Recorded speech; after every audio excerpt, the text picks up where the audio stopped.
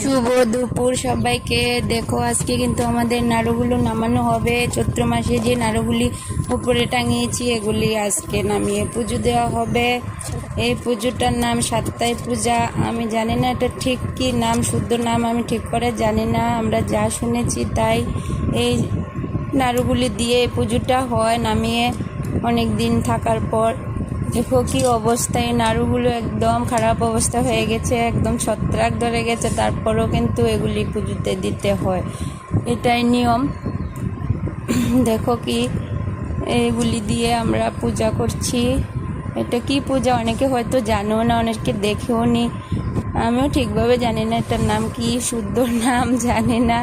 তোমরা যদি কেউ জেনে থাকো জানাবে। সাতটাই পূজা জানি আমি, আসলে কি এভাবে কি পূজা ঠিক বলতে পারছি না।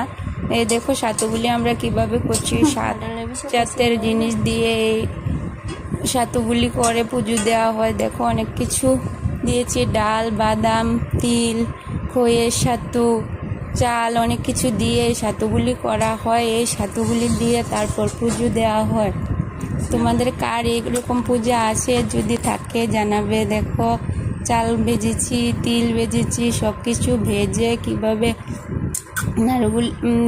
নাড়ু না সাতুগুলি করেছি। এই সাতুগুলি আম, কাঁঠাল সব কিছু দিয়ে তারপর পুজো দেওয়া হয়।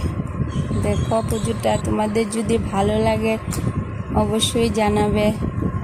দেখো কি অবস্থা হয়ে গেছে, সাতু করতে গিয়ে সব ভরে গেছে, একদম পুজোটা কেমন হয়েছে তোমরা সবাই জানাও। Tata, bye bye.